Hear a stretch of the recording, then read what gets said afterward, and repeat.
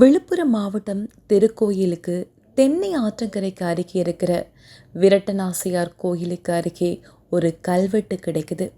அந்த கல்வெட்டு 2000 வருடங்களுக்கு முன்பு வாழ்ந்த வேள்பாரியை பற்றி ஒரு குறிப்பு காணப்படுது. வேள்பாரியினுடைய மகளை திருமணம் செய்து கொடுத்ததுக்கு பிறகு கபிலர் தீயில குதிச்சு இறந்த செய்தியை அந்த கல்வெட்டு சொல்லுது.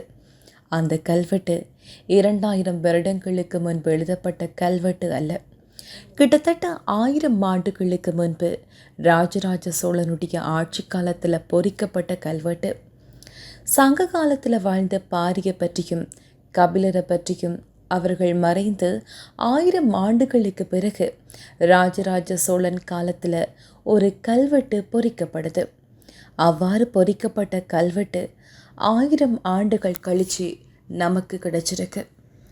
இவ்வாறு 2000 ஆண்டுகளுக்கு முற்பட்ட, அதாவது கடைச்சங்க காலத்தில் வாழ்ந்த பாரியை பற்றியும் அந்த கபிலரை பற்றியதுமான அந்த கல்வெட்டு தரவுகள் நம்மிடம் கிடைச்சதுக்கான காரணம் என்ன, அதைத்தான் இந்த வீடியோவில் நாம் பார்க்க போகிறோம். வீடியோவை ஸ்கிப் பண்ணாமல் ஃபுல்லாக பாருங்கள் அண்ட் நம்ம சேனலை சப்ஸ்கிரைப் பண்ணுங்க. வாங்க இந்த வீடியோக்குள்ளே போகலாம். முல்லைக்கு தேர் கொடுத்தான் பாரி. இந்த வார்த்தை சின்ன வயசுல இருந்தே எல்லோருமே கண்டிப்பாக கேட்டிருப்போம். வள்ளல் அப்படின்றாலே பாரி தான். ஆனால் இந்த பாரியினுடைய வாழ்க்கை எப்படி இருந்துச்சு, அவருடைய வாழ்க்கையை பற்றி, மக்களை பற்றியும் பல வரலாற்று நிகழ்வுகளையும் காலம் கடந்த பிறகுதான் வெளிவந்திருக்கு. பாரியை பற்றியும் கபிலரை பற்றியதுமான அந்த சங்க இலக்கிய குறிப்புகள் கிடைத்த ஒரு வரலாற்று சிறப்பு ஆதாரம்தான் இந்த கல்வெட்டு. முதலா 1906ஆம் ஆண்டு ராகவ் ஜெயக்கர் என்பவர்தான் பாரி எனும் வள்ளலினுடைய தலைப்பில் செந்தமிழ் பத்திரிகையில் கட்டுரை ஒன்று எழுதினார். பாரியை பற்றி எழுதப்பட்ட முதல் கட்டுரை இதுதான். பேகன், பாரி, காரி, ஆய், அதியமான், நள்ளி, ஓரி என கடைகேடு வள்ளல்களை பற்றி தான் நாம் தெரிஞ்சிருப்போம். இந்த ஒவ்வொரு கடைகேடு வள்ளல்களும் ஒவ்வொரு தனிக்கதைகள் இருக்குது. அதில் சிறந்தவனாக பாரியை ஏன் போற்ற வேண்டும், இங்கே தான் நாம் யோசிக்கணும். இயற்கையோட இயற்கையாக வாழ்ந்தவர்கள் நம் சங்க தமிழர்கள். இன்று அவ்வாறான வாழ்க்கையை வாழ வேண்டும் என்று தான் நாம் அனைவரும் போராடி கொண்டிருக்கிறோம். அப்படிப்பட்ட அந்த இயற்கைக்கு எந்த ஆபத்தும் வராமல் அந்த பாரி பார்த்து கொண்டார். சங்க காலத்தில் நிகழ்ந்த பல வரலாற்று நிகழ்வுகள் நமக்கு தெரிகிறதுக்கு காரணம் ஒன்று இந்த கல்வெட்டு, மற்றும் ஒன்று சங்க கவிதைகள். அந்த சங்க கவிதைகளில் அதிகமான வரலாற்று குறிப்புகளை பயன்படுத்தியவர்கள் 2 புலவர்கள். அதில் ஒருவர் பெரணர், மற்றொருவர் மாமூலனார். அதைத் தொடர்ந்து கபிலரும் பாரியை பற்றியும் அந்த பரம்பு மலையையும் அவர் எவ்வாறு ஆண்டார் எனவும், இந்த பரம்பு மலையின் இயற்கை அழகு பற்றியும், அங்கு வாழ்ந்த மக்களை பற்றியும், பாரியின் உடைய அந்த கொடைத்தன்மை பற்றியும் அந்த கபிலர் பாடலாக பாடியிருக்காரு. சங்க இலக்கியங்களை, சங்க கவிதைகளையும் நாம் தள்ளி வச்சு விட முடியாது. சுமார் 10,000 ஆண்டு கால நினைவுகளோட தொகுப்பாத்தான் சங்க கால இலக்கியங்கள் இருக்குது. அந்த சங்க காலத்தில் இருந்தே பல்வேறு புலவர்களால் பல்வேறு காலகட்டங்களில் புகழ்ந்து புகழ்ந்து பாடப்பட்டவர் தான் இந்த பாரி. 2000 ஆண்டுகளுக்கு மேற்பட்ட தமிழ் இலக்கிய வரலாற்றில் ஒவ்வொரு 100, 200 அந்த ஒவ்வொரு கால இடைவெளியில் ஏதாவது ஒரு புலவன் வந்து அந்த பாரியை பற்றி பாடிக்கொண்டு தான் இருந்திருக்காங்க. சங்க காலத்தில் ஒரு புலவனைக்கும் விடாத அந்த பாரி நிகழ்காலத்தில், இந்த நவீன காலத்தில் நம்மோடு வந்து சேர்ந்திருக்கிறார். இந்த பாரி சிவகங்கை மாவட்டத்தில் திருப்பூரில் காரைக்குடிக்கு அருகே பிரான்மலை இருக்குது. இதனுடைய சங்ககால பெயர்தான் பரம்பு மலை. கிட்டத்தட்ட 300 ஊர்களை கொண்ட இந்த பரம்பு மலை, அப்படிப்பட்ட அந்த பரம்பு மலையை தலைமையிடமாக ஆண்டவன் தான் இந்த வேள்பாரி. அவன் ஒரு குறுநில மன்னன். அதே காலகட்டத்தில் சேரன், சோழன், பாண்டியன் என மூவேந்தர்கள் வளர்ந்து கொண்டு இருந்தாங்க. மூவேந்தர்கள் பற்றிய வரலாற்றுகளையும் அவர்களுடைய வீரத்தையும் வணிகத்தை பற்றியும் நாம் பல்வேறு கேள்விப்பட்டிருக்கிறோம். ஆனால் அந்த மூவேந்தர்களுமே பொறாமப்படுற அளவிற்கு ஒருவன் இருந்திருக்கிறார் அப்படின்னா அது வேள்பாரிதான். அப்போது அவன் குரலின மன்னன். சொல்லப்போனால் பேரூர் குலத்தில் தலைவன் தான் வேள்பாரியை பார்த்து ஏன் பயம் கொண்டார்கள், ஏன் அவனது பரம்பு நாட்டை எடுத்துக்கொள்ள மூவேந்தர்களும் ஆசைப்பட்டார்கள் என்பதற்கான காரணம் எல்லாமே வெங்கடேஸ்வரன் அவர்கள் எழுதிய வீரயோக நாயகன் வேள்பாரி நாவல்ல அவ்வாறு தெளிவாயிருக்குது. மேற்கு தொடர்ச்சி மலையில் வாழ்ந்து வரும் 14 இனக்குழுக்களுக்கும் தலைமையாக ஒரு குலம் இருக்குது. அதுதான் வேளிர் குலம். அதனுடைய தலைவன் தான் பாரி. இவருடைய அரசு மேற்கு தொடர்ச்சி மலையில ஒரு பகுதியான அந்த பரம்பு மலையில இருக்குது. அவ்வளவுதான்.